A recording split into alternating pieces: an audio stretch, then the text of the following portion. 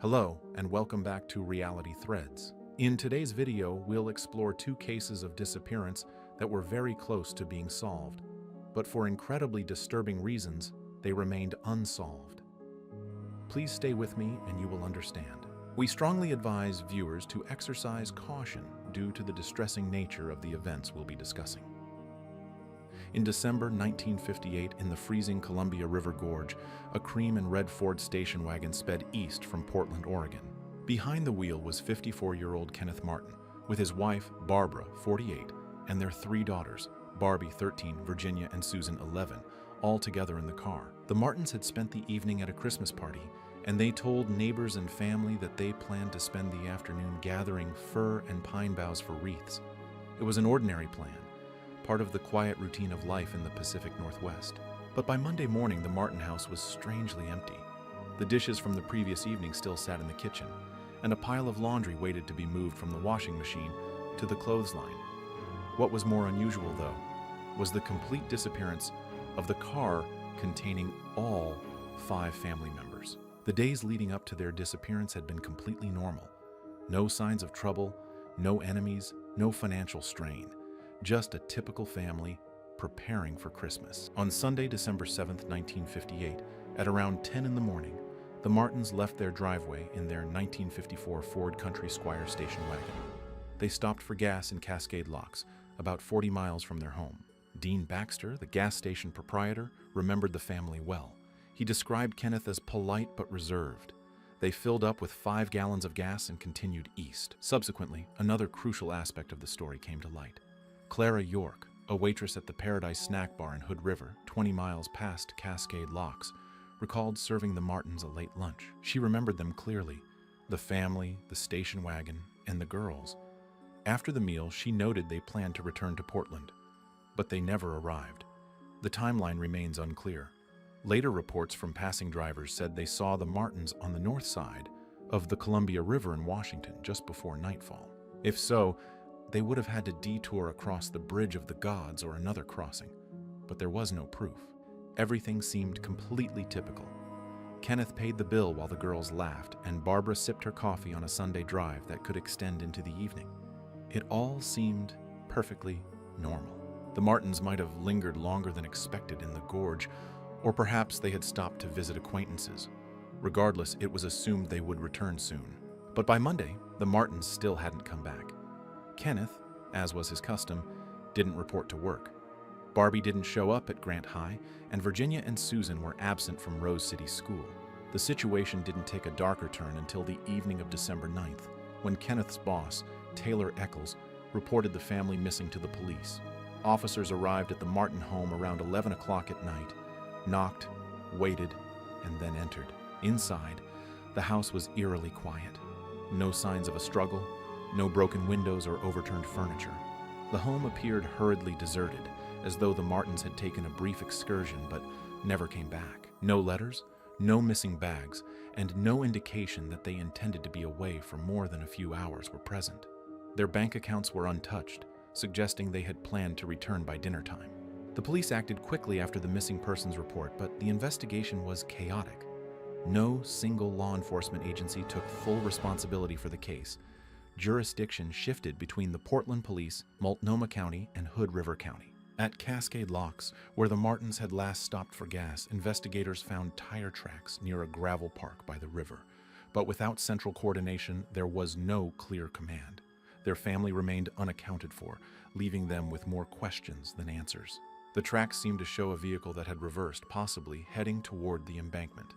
The sheriff of Hood River County suggested the Martins may have accidentally driven off the bluff into the Columbia River below. The sheriff summoned divers to search the river, but their efforts yielded no results. The alarming possibility arose.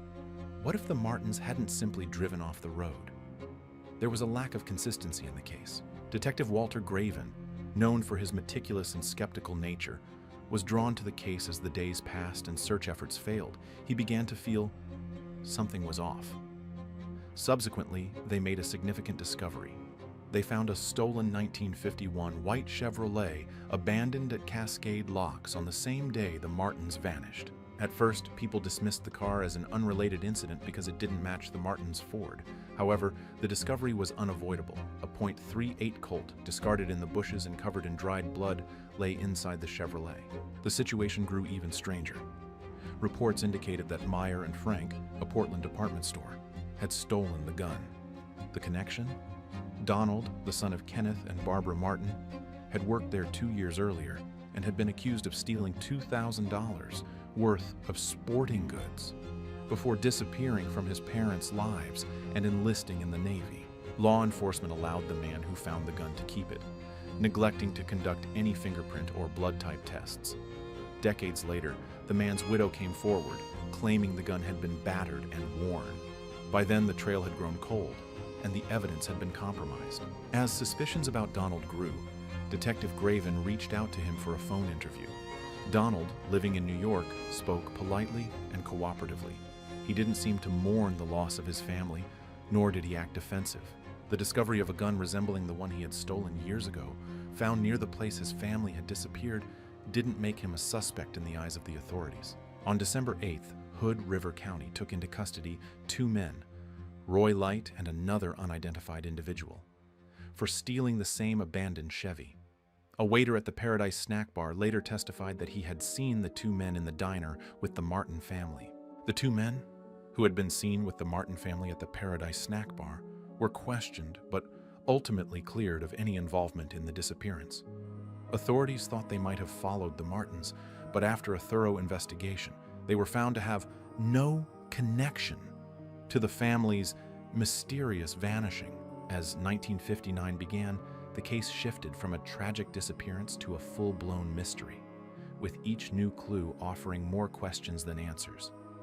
On May 1st, 1959, nearly 5 months after the Martins disappeared, something unusual happened beneath the Columbia River's surface. A drilling rig operating near the Dalles, Oregon, hooked something heavy on its anchor.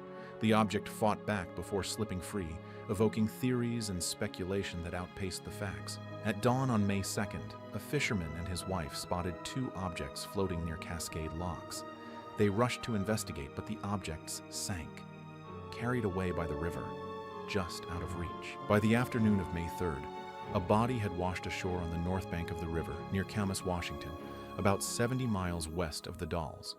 Dental records identified the body as Susan, the youngest of the Martin daughters. The next day, another body was discovered near Bonneville Dam. Dental records also identified it as Susan. The news shook Portland to its core. 2 of the Martin girls were confirmed dead, but the fate of the remaining family members remained unclear. An autopsy determined that the girls had drowned, but a technician claimed to have seen bullet wounds in their skulls. The medical examiner suggested that decomposition caused the damage, but the technician's claim raised doubts. What truly perplexed investigators were metal fragments found on Susan's clothes, including aluminum. At first, it seemed insignificant, but when one considered the location of the bodies, the riverbed where the drilling rig had snagged its anchor, it became far more intriguing. Directly across from the riverbed was an aluminum smelting plant. Had the drilling rig disturbed the riverbed and freed the bodies from the Martins' car?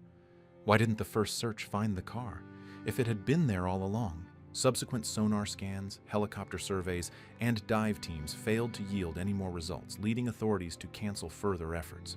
Despite a diver nearly drowning during one of the searches, only 2 bodies had surfaced, while the station wagon and 3 family members remained missing.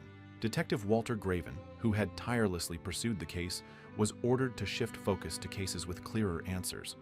However, the disappearance of the Martin family haunted him, and he steadfastly held on to the theory of their murder. He believed that the key to unlocking the mystery lay within the car. Walter passed away in 1988, his obsession with the case unfulfilled. For 65 years, the mystery of the Martin family's disappearance remained submerged in the cold, murky waters of the Columbia River. But in late 2024, diver Archer Mayo, neither a detective nor a journalist, decided to continue the search. Equipped with the latest technology and driven by an insatiable curiosity, Mayo focused his efforts near Cascade Locks, the site where the tire tracks had been found back in 1958. For months, he meticulously mapped the riverbed, exploring every crevice and dip. Then, one day, he discovered an underwater pit about 20 feet. 6 meters, deep. His instincts told him that the pit was where the car lay. Unable to investigate thoroughly that day, he returned the next morning to examine it further. At sunrise, Mayo descended once again into the depths, and this time he found it. The wreckage of a car, about 15 meters below the surface, buried beneath layers of rock and silt that had accumulated over decades. Official recovery operations began on March 6, 2025. The next day, workers removed the vehicle's chassis, engine, and rear axle. These parts were enough to confirm the vehicle's make and model, a Ford.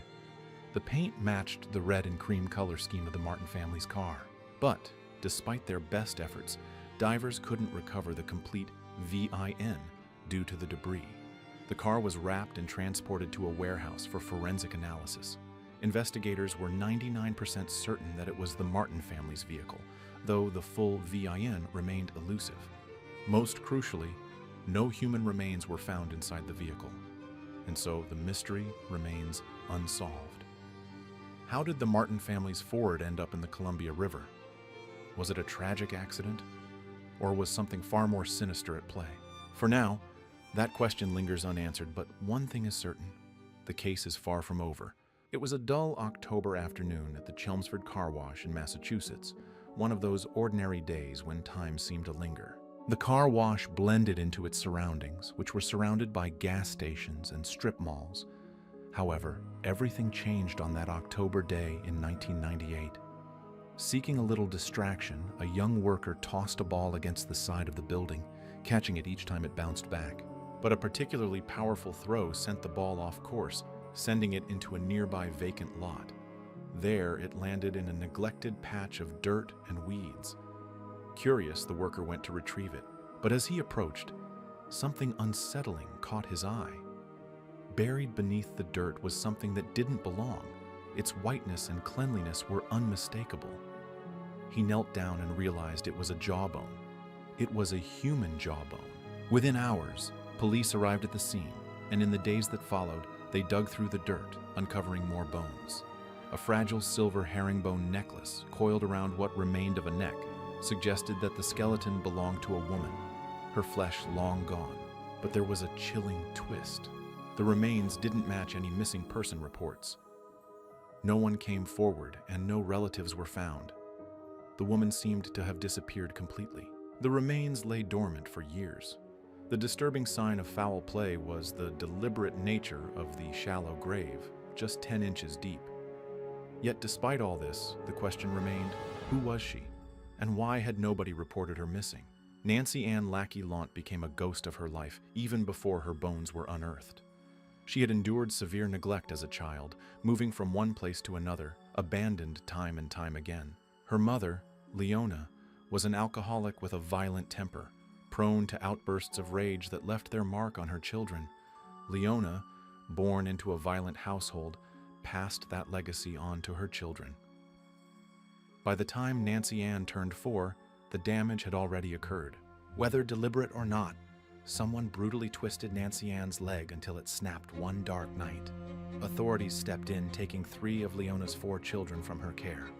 Paul, the youngest, was left behind and went to live with their aunt and uncle, while Nancy Ann and 2 siblings were placed into foster care.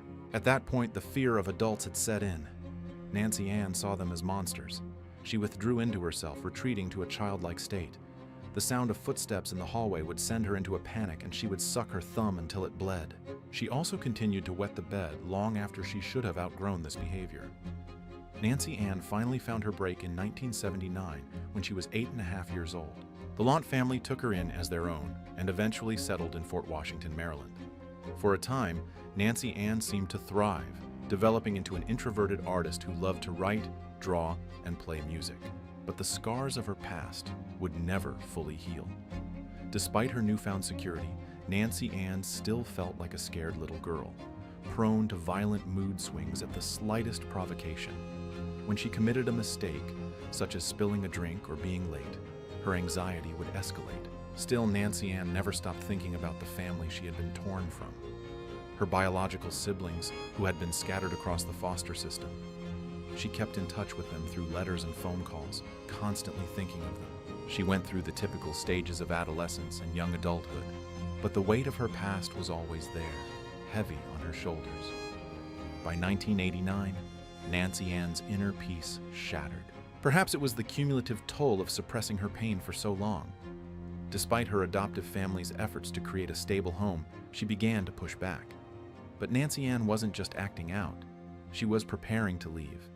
It was a journey that no one anticipated. At 17, Nancy Ann should have been planning her prom, dreaming about her future, and looking ahead to life beyond high school. But for her, that wasn't the case. The pull of her past was too strong, and the quest for answers became everything. She finally made her decision during the summer of 1989. Leaving behind the only security she had ever known, Nancy Ann abruptly quit high school, packed her belongings, and left without saying a word to the Launts. In June 1989, the Launts had their final encounter with Nancy Ann. She slipped away, heading to Massachusetts to reunite with her mother, whom she hadn't seen in over a decade. In Leona's case, not much had changed over the years. Leona remained the same, just a bit older and meaner than the hard-edged woman Nancy Ann had escaped from. But Nancy Ann managed to track her down. Nancy Ann found Leona in the fall of 1989, living in a rundown 6-unit apartment complex on Wilson Road in North Billerica. The area was surrounded by industrial decay, and the complex was conveniently located near a train station. It wasn't exactly a home. It was more of a place to exist, with sagging floors, peeling paint, and nosy neighbors. Nancy Ann defied all expectations by moving in, but there was no comforting embrace, no emotional reunion. There was just a bond of blood and a shared history between these two women. Nancy Ann tried to establish herself in the area, but old patterns soon resurfaced. The terror returned. The tears came easily. Neighbors watched as events unfolded. One neighbor described the apartment as frigid, harsh, and suffocating, and the Lackeys were anything but very nice. Instead of finding healing, Nancy Ann's search for her mother reignited the wounds she had spent years trying to mend. By December 1989, Nancy Ann was in danger of succumbing to her own agony. By the time the new year arrived, she was gone. However, her disappearance went beyond a mere act of vanishing. The girl who had spent her whole life searching for her family became another ghost, someone no one bothered to look for, somewhere between the dreary months of December 1989 and January 1990. Nancy Ann left behind no specific date, no last known location, and no phone number. No documentation. She simply vanished from that stuffy apartment on Wilson Road. Unsurprisingly, Leona remained unfazed. There was no report filed, and she never contacted the police. When questioned later, she casually mentioned Nancy Ann's departure, assuming her daughter had returned to her adoptive family in Maryland, resigned and despondent. Despite the Launts continuing their search from hundreds of miles away, no interstate search was launched, and no FBI task force was created to find her. Everyone assumed she had run away, just another runaway who had made her choice. Nearly a decade passed with Nancy Ann's lifeless body concealed just a few yards from the rear wall of the car wash. A broader search began after her bones were discovered by that wayward ball. A girl, missing for 5 to 20 years, with a height of about 5 feet 5 inches, became the subject of a worldwide appeal from investigators. Initially, the search appeared to be futile, but then a genuine tip came in from Prince George's County, Maryland, about a missing girl named Nancy Ann, who had connections to Massachusetts and had been reported missing in 1989. Dental records and DNA testing confirmed it. The bones belonged to Nancy Ann. The Maryland runaway had been buried near her family. That's when the detectives understood the full gravity of the situation. Richard Lackey, Nancy Ann's real uncle, was the boss of the Chelmsford car wash. Paul, Nancy Ann's brother, also worked at the car wash, and this unsettling fact, along with his assumption that she had simply disappeared without filing a missing persons report, deepened the unease. It was becoming increasingly clear to investigators that this wasn't a random murder, and Nancy Ann wasn't just another runaway who happened to cross paths with the wrong person at the wrong time. Her final resting place wasn't miles away from her family. It was almost in their backyard. Amid all the confusion, there was a family member who knew exactly what had happened to Nancy Ann, but they refused to speak about it. The police kept the Lackeys under surveillance for months after identifying Nancy Ann's bones. Despite the tight connections and the proximity to her family, no one broke their silence. In March 1999, the police discovered Richard Nancy Ann's uncle, dead in the bathroom of his Hopkinsville, Kentucky apartment. Along with his body, they found a suicide note. The note contained just 3 words. "You were right. I did it." There was no context, no explanation, just those cryptic words. The note hinted that alcohol might have played a role, as it had in many dark chapters of the Lackey family's history. But beyond that, there was nothing. Whatever secrets Richard held, they died with him. Richard never explained his actions, but the note confirmed them. One piece of his history did offer some insight into his behavior. Richard had been imprisoned in 1968 for the murder of his fiancée. The crime had started with an argument on the way to his brother's wedding. Richard became enraged, grabbed her by the neck, and caused her to lose her balance, falling to the ground and dying instantly from a head injury after hitting a concrete slab. Afterward, he buried her body in the woods, digging a shallow grave about 10 inches deep and covering it with debris. Richard was sentenced to 8 years for second-degree manslaughter and emerged from prison unchanged. There would be no trial, no courtroom drama, and, sadly, no justice for Nancy Ann, just an ending. The Massachusetts authorities closed the book on Nancy Ann's case when the dust settled. Richard had died, and his handwritten confession had sealed the door on further investigation. Leona and the rest of the family were never charged with anything related to Nancy Ann's death. Thank you for watching. If you've made it this far, I truly appreciate it. Hopefully, I'll see you in the next one.